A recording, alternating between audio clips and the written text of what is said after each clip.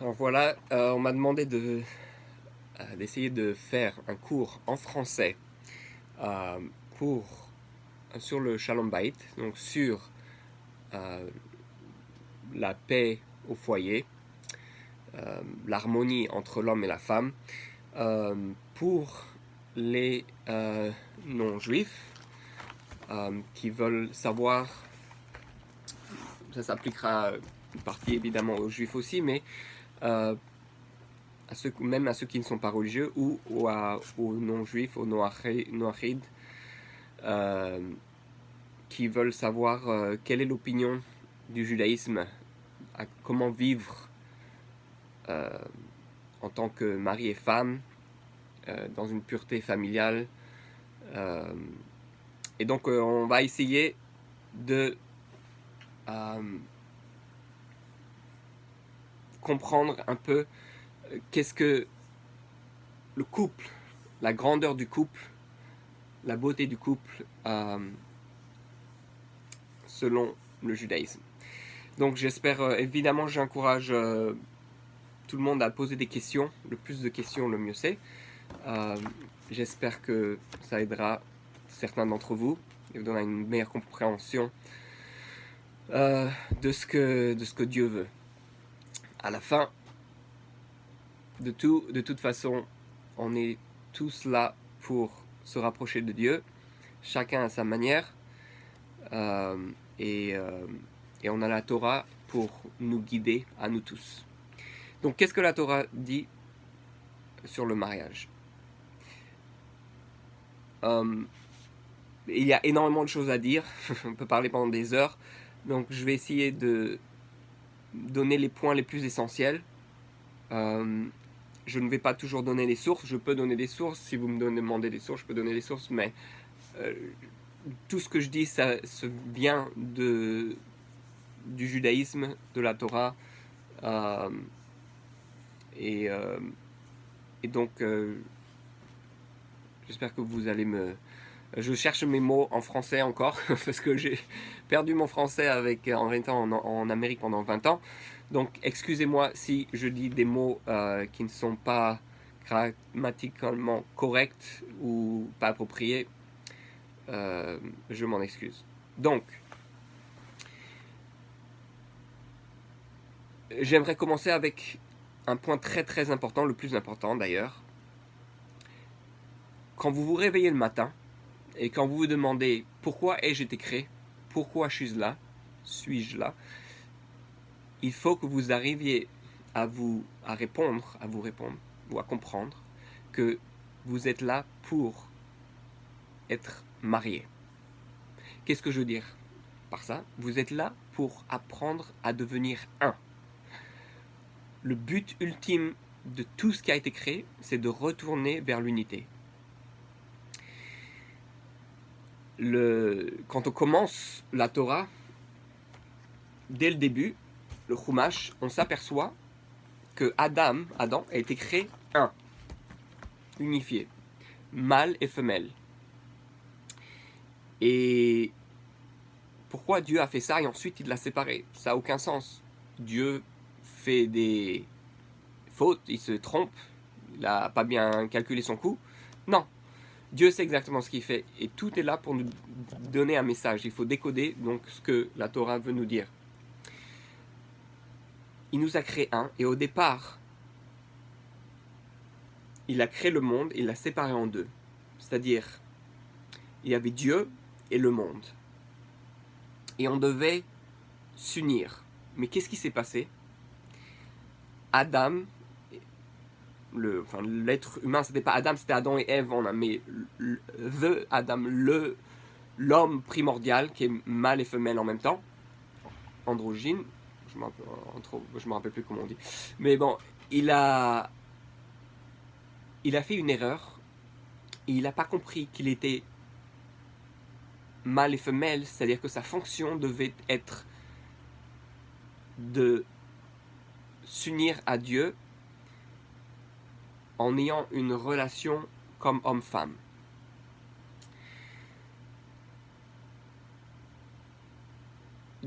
Adam voulait manger du fruit et voulait manger de cet arbre, de la connaissance du bien et du mal, parce qu'il voulait, il y a beaucoup de raisons évidemment, et une des raisons, c'est parce qu'il voulait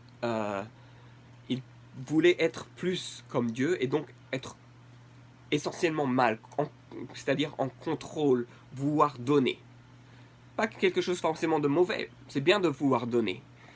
Mais si on ne fait que donner dans sa vie, et on n'apprend pas à recevoir, on ne peut pas avoir une vraie relation avec quelqu'un. Donc il faut apprendre en tant qu'être humain, être donneur et receveur.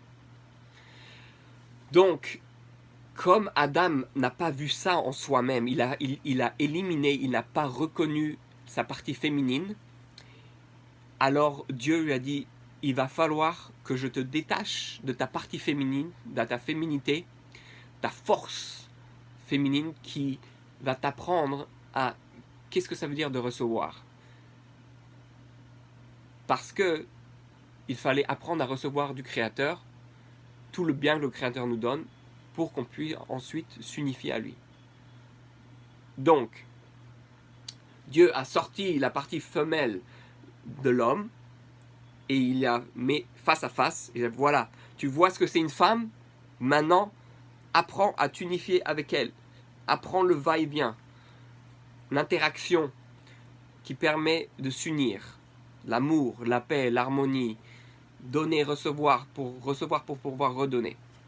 Donc, si on comprend ça, on comprend que dès le début, il y a eu cette erreur humaine.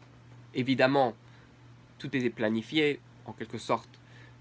Dieu a un plan, nous on fait que essayer de s'organiser dans ce plan, mais peu importe, à la fin, sauf j'arrive pas à trouver les mots.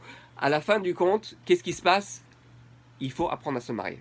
C'est ça le but. Il faut s'unifier à Dieu. Donc, on a beaucoup de relations différentes dans le monde. Et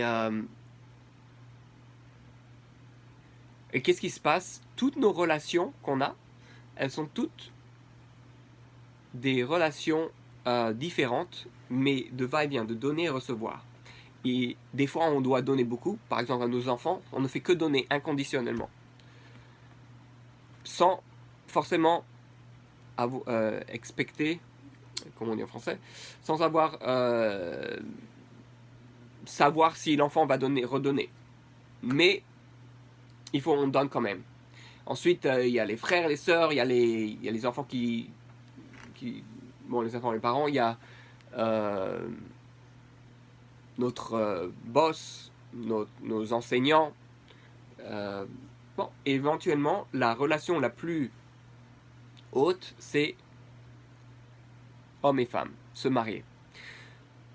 Donc, la maison, le foyer, est un centre de transformation. La maison est comme une clinique pour apprendre à s'aimer. C'est une bulle séparée du monde où je dois apprendre à devenir un.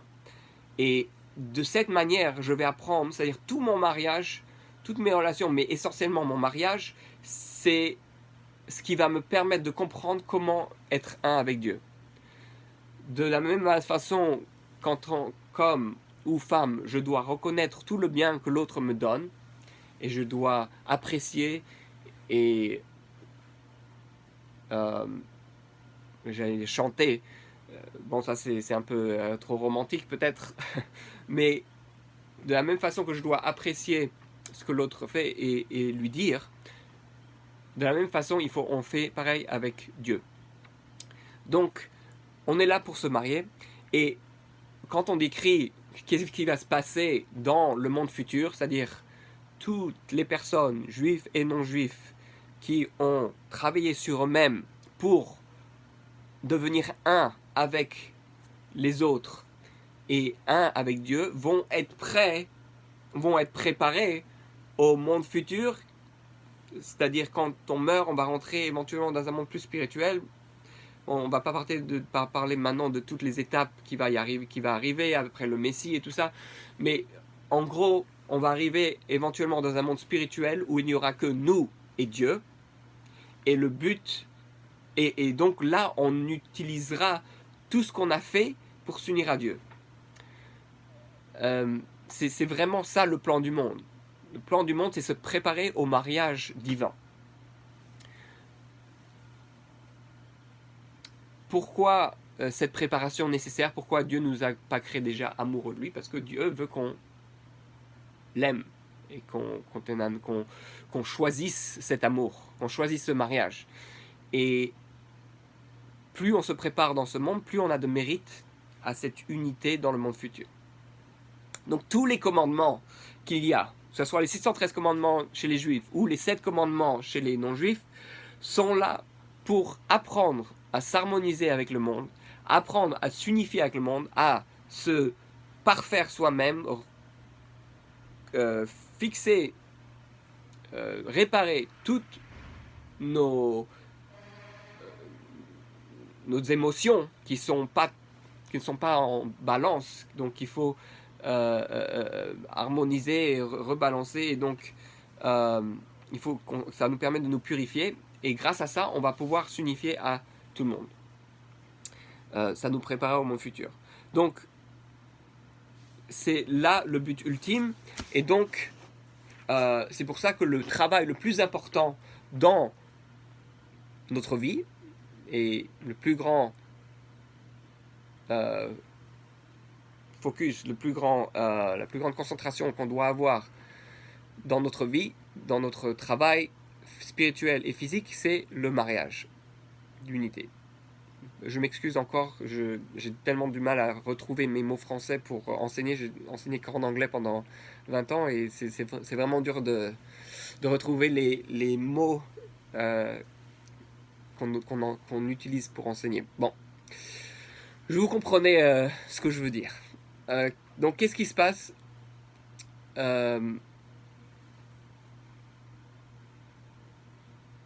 et la femme sont tous les deux égales. Il n'y a pas, l'homme n'est pas plus grand que la femme, et la femme n'est pas plus grand que l'homme.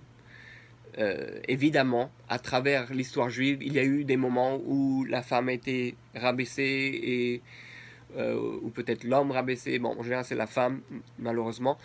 Mais ce n'est pas ça le judaïsme. Dans le vrai judaïsme, la femme est celle qui met la couronne à son mari. Le mari n'est qu'un roi que s'il arrive à rendre sa femme reine. Il n'y a pas de rôle privilégié, il n'y a pas de compétition, il n'y a pas de... pas compétition. Et donc l'idée, c'est donc que l'homme et la femme doivent apprendre à s'aimer et faire tout l'un pour l'autre le plus qu'il peut. Donc donner à l'autre sans attendre une réponse, mais évidemment le but, essentiel, c'est qu'il y ait un va-et-vient. Et donc le mieux, c'est de travailler ensemble en tant que couple, et je peux vous assurer que plus vous travaillez sur votre couple, même si c'est avec un thérapeute ou un, je sais pas comment on dit en français, marriage counselor, quelqu'un qui vous guide dans le mariage, c'est plus important que tous les commandements que Dieu peut vous donner, parce que tous les commandements qu'il vous a donnés, c'est pour arriver au but de pouvoir respecter, aimer, être en paix avec quelqu'un qui est complètement différent de nous. C'est une idée très importante, que Dieu, il n'y a rien de plus opposé, différent de nous. C'est Dieu. Il n'y a rien de plus différent dans l'homme que la femme et l'homme. Ils sont tous les deux différents. On pense différemment, on ressent les choses différemment, on agit différemment, on veut des choses différentes. Et le but, c'est d'apprendre à comprendre l'autre, apprendre à s'unifier à l'autre en restant soi-même, mais en laissant un espace pour laisser rentrer l'autre et apprécier la différence. Si on s'aimait tous, il n'y aurait pas de racisme, il n'y aurait pas de compétition, il n'y aurait pas de différents niveaux. Nous sommes tous frères et sœurs. Et tout ça, ça commence dans le couple. Comme je dis, le couple, la maison, c'est comme c'est le centre d'entraînement pour la vie et apprendre à aimer n'importe qui. Donc techniquement, si j'ai un bon mariage, je peux sortir dehors dans le monde et aimer tout le monde. Si je n'aime pas tout le monde dans le monde, ben, probablement à la maison ça va pas très bien. Parce que aimer sa femme ou son mari, c'est aimer tout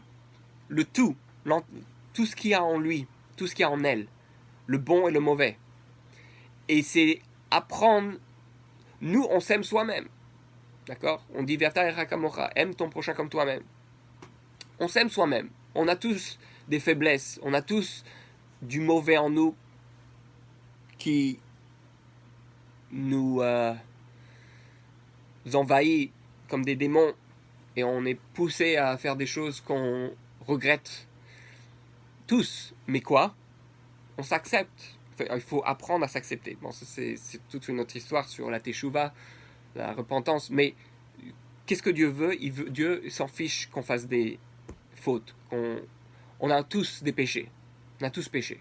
Il n'y a pas une personne qui n'a pas vécu péché. Bon, il y a 10 exceptions dans le Midrash, mais on n'apprend pas de ça. Le début de Bereshit, la Genèse, ce sont toutes des histoires avec toutes les fautes qu'on puisse faire.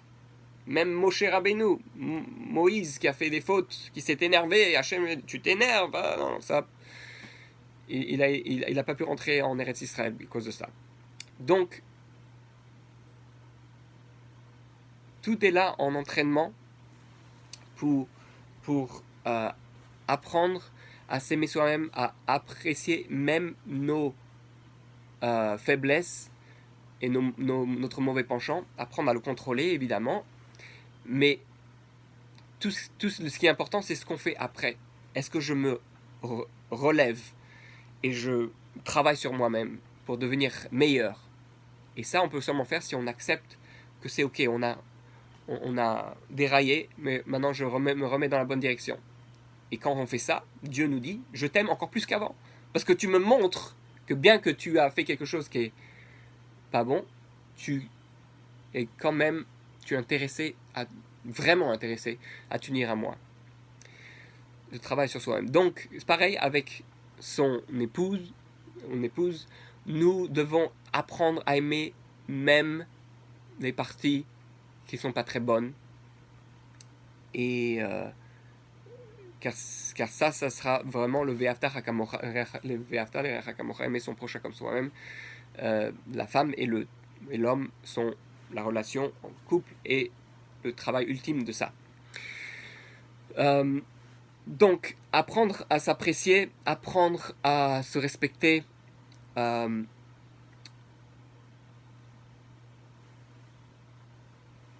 l'homme, on va parler en général maintenant, l'homme et la femme, l'homme est plus... c'est général, il y a toujours des exceptions. L'homme est plus la force de l'esprit, la force de la tête, l'intelligence, le raisonnement, la logique. La femme est plus la force du cœur et l'émotion, la sensation, l'intuition. Et donc, on a deux forces, la tête et le cœur, qui représentent l'homme et la femme, et qu'il faut apprendre à unifier. Et c'est la chose la plus dure. On dit que la distance entre la tête et le cœur est plus grande que la distance entre le soleil et la terre. Donc, pour arriver de là à là, ou de là à là, il y a énormément de travail à faire.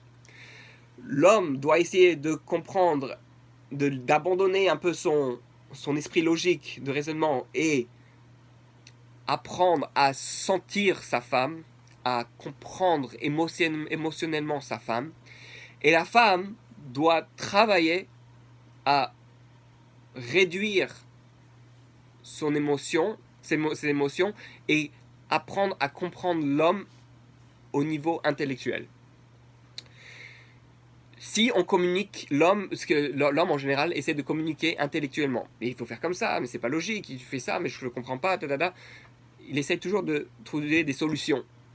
La femme ne veut pas toujours des solutions. La femme, elle veut qu'on la ressente, qu'on la comprenne, qu'on l'écoute, qu'on l'aime. Et donc, si l'homme essaye de parler avec sa tête au cœur, le cœur ne va pas pouvoir se sentir comprise. Et pareil, si la femme parle à la tête avec son cœur, la tête ne va pas comprendre. Donc, ce sont deux langages différents. Et il faut apprendre à découvrir l'autre. Découvrir en soi-même, s'écouter, écouter ses émotions, écouter sa logique. Et pareil, entre l'homme et la femme, écouter le cœur, écouter la tête. Pour créer une balance. Et de cette manière, on apprend, on comprend l'autre mieux. On comprend l'autre mieux. Ça, c'est le vrai travail. Et il faut essayer de parler avec gentillesse, de pas s'énerver, de voir des mots doux, ne jamais élever la voix. On recherche qu'est-ce que la sainteté dans le couple. La sainteté, c'est pouvoir écouter l'autre, passer du temps avec l'autre, faire l'autre se sentir spécial. La pureté, ça sera la pureté dans les mots, la pureté dans les gestes. Et au point de vue sexuel, parlons un peu du point de vue sexuel, qui est très important. Il n'y a rien de plus sain, kadosh, rien de plus beau et merveilleux qu'une relation sexuelle entre l'homme et la femme, selon le judaïsme. Et encore plus selon la Kabbale, les niveaux spirituels, secrets spirituels du judaïsme. Et donc, plus un homme donne de l'amour et du plaisir à sa femme, plus la femme va